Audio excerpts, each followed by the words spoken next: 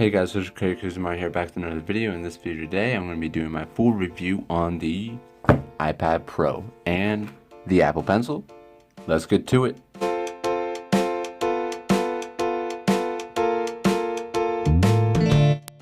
Alrighty guys, let's get into it. So first thing I want to say is that this review is going to be pretty much based on someone who would be using this product as an artist. Purely as an artist. It's not going to be going into too much else. I'm going to talk about some of the apps because that's kind of required for. It's not going to be an app review. I can do specific app reviews, but it's kind of required in order to give this a proper review for an artist. So I want to start off with saying this is the 12.9 inch 128 gig 4G LTE model, space gray. I love the screen, but yeah. So, okay, the first thing I want to talk about is battery life. Battery life is pretty good. Lasts me about 6 hours, I have to say, of actual use time. When it's on standby, it's a beast. It can last for quite a while, especially if you make sure you turn off the Bluetooth for your pencil, and also if, during nighttime, turn off the Wi-Fi. But yeah, the Apple Pencil battery, very good as well. A lot of people talk about how you have to plug it in here. They don't like that. It's uncomfortable. Like, they're afraid about breaking it. Yeah, I mean, I only use that as a last resort. They actually give you an adapter. Let me get this guy. They give you an adapter to plug into your lightning port, and it plugs into the back of this, and you can charge it with your lightning port. So I don't really get complaints on that, because I have probably only plugged this in like 5 times into my iPad Pro just to give it a quick charge, because 15 seconds gives it, I think it was like another hour of battery life. Yeah, so if you plug this in the lightning charger, or your charger, it charges in about, I would say, about 20-30 minutes, and it lasts longer, at least in my experience, it lasts longer than the iPad itself. So that's actually really good. So the next thing, the screen is really nice. I like the size of it. It is a little weird when you watch videos, because of the dimensions. You actually get the full screen like this, because that's what it goes all the way across like this. It doesn't cover this part because of the shape of the videos are more based on a longer, more horizontal structure. So, but I mean, there is a full screen option, so that's cool too. But anyways, enough about that. Yeah, it's really comfortable drawing. I like the size of it. If you're getting an iPad Pro, I feel like this is the way to go. I mean, if you're only using it for sketching, yeah, the other size might be pretty good, because that one's a little bit more portable than this one. But yeah, so this thing is really thin. Oh gosh, it's really thin. I really like it. So I'm actually not. This is my first Apple product, so this is kind of a new experience to me. But then again, not so new, because people make it sound so different. But honestly, you realize that all phones and tablets run pretty much the same.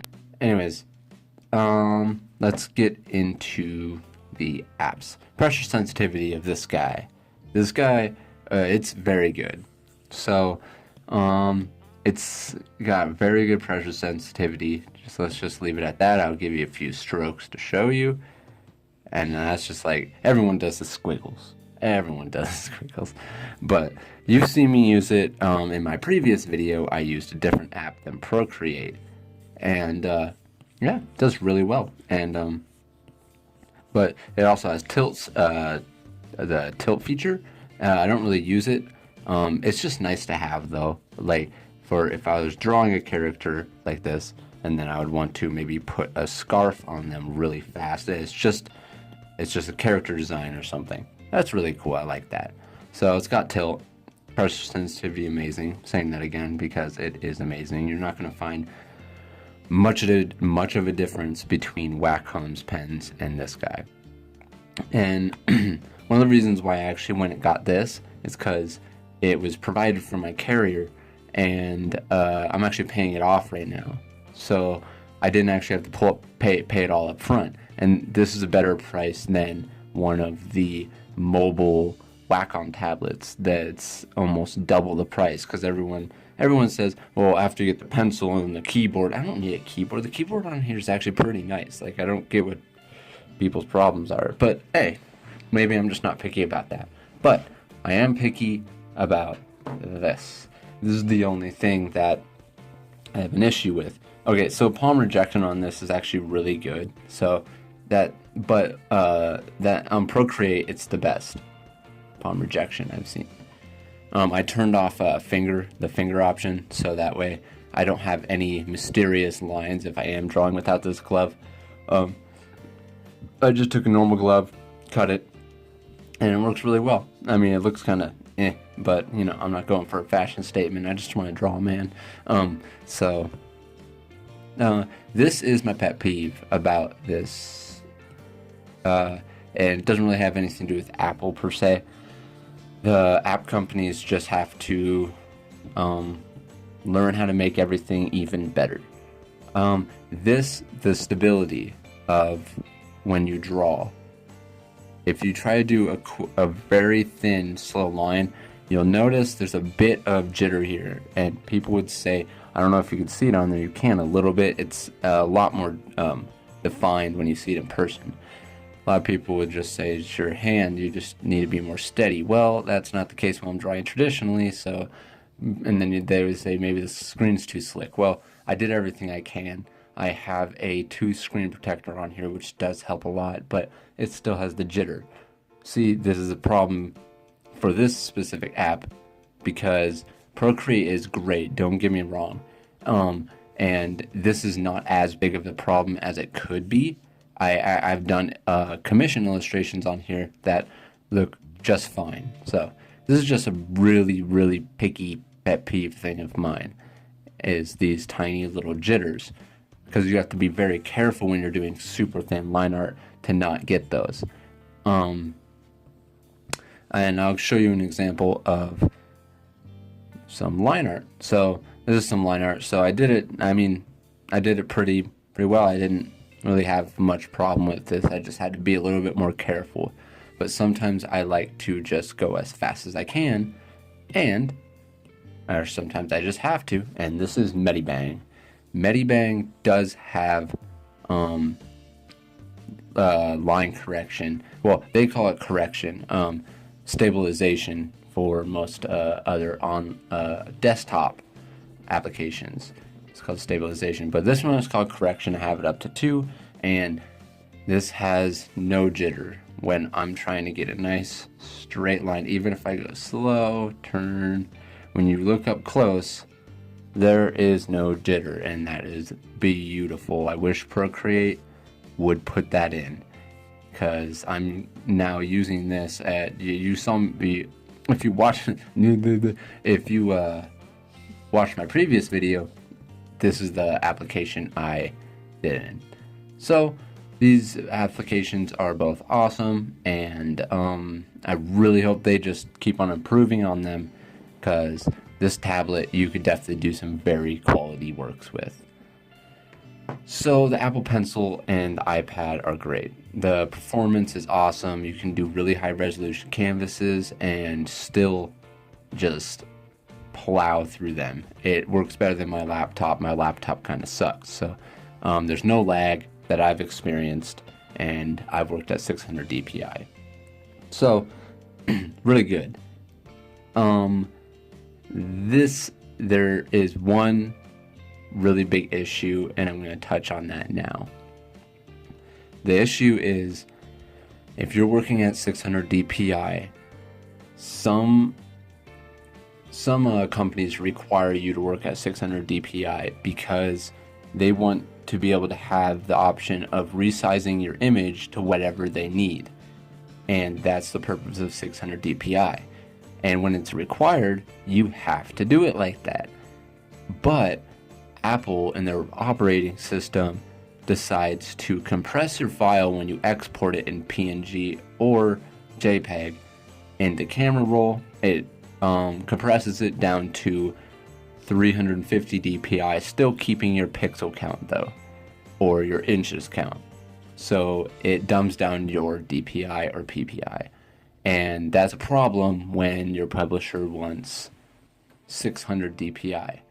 And it's not just camera roll, because you would think, okay, well, they're just doing that so that way they're working on trying to make the exporting faster and also reducing the amount of space taken up on your device. Well, that's not completely true. Well, if you export to Dropbox, I thought, well, then Dropbox should be able to do it. No, it looks like they're putting some sort of requirements on the applications themselves that once you export, to make it go faster, it automatically compresses your file down to 350 dpi. So when I export to Dropbox, it does the same thing. You think, well, maybe this is all just for all mobile devices. No, it's Apple, because I did it with my Note 5. In my Note 5, I did the same tests, and I exported to the gallery. I also saved it to my Dropbox, and I imported them to my my Medibang on there. And it did not change one thing. It kept the DPI exactly how it was supposed to be. So I do not understand why Apple says this can replace a laptop when they're putting stupid little restrictions on it like that. So basically, if you want something at 600 DPI, you're gonna have to there is one way when you export it that it will not affect it, and you have to export in Procreate, and Medibang have this feature. You can export it in Photoshop document into your Dropbox or whatever cloud storage you use, and then you can open it up on your computer, and then you can export it through there. Voila, you got it. So that there is a way to get around it, but that means this cannot solely do 600 DPI works when it comes to finishing the product and exporting. Well, not finishing. You can finish it, obviously, but having the completed product and send it to someone for them to print, you would have to have a laptop or a computer in order to do that. But if they want anything that's 350 DPI and they're okay with that, or 300, you're golden. You're set. That's still a good print resolution, and a lot of publishers would accept that, or at least from what I've heard online, I've looked it up, and a lot of people recommend 300, 350, but it also depends on the size that you're going to be printing at. So, yeah, so it still worked out. So that's pretty much all I got to say about it for now. This is a pretty rough review on it. I just want to give an overview on what I thought and ups and downs about it. And so pretty much, if you're going to be getting this, if you're someone that's just like, I want to get this for doing just drawing in general, and you're not looking to be professional right away, this would be very good for you to get, because you could learn a lot on it. You could keep it for a very long time too, and then you would probably be able to easily switch over to more complicated programs eventually, like desktop programs. So, and then if you're looking to do professional works on this, it's not going to be able to do 600. If anyone you're working for is okay with 300 DPI, you're going to be pretty golden. If you're someone who's really used to Photoshop's gimmicks, this is going to be slightly more demanding on you having to redraw stuff, because it doesn't have as much gimmicks on the apps and alterations that you can do to your paintings or illustrations as Photoshop would, or even Manga Studio. This is very, very, very close to Manga Studio, so this app. And yeah. So bottom line is, it has its own standalones and it has its own problems. They'll probably fix some of this stuff as it goes on to next generations, but yeah, it's a really good tablet, and I would definitely recommend what you hear. Yeah, I would definitely recommend getting it. Pressure sensitivity is amazing. It's awesome to be able to take around with you. The power to be able to create something of such quality at any point in time when it's with you is truly amazing. So if you guys want any reviews on specific apps, let me know. I'll probably be doing I'll be doing some reviews and stuff on Procreate and Medibang, and I will be doing videos of me drawing manga pages on Medibang, so you can look forward to that. Alrighty guys, well, I guess that's about it. So if you guys like this video, please hit that thumbs up button, and you can always check me on my Facebook page on Saturday AM, as well as all my social media links in the description below. And like always guys, I'll see you next time.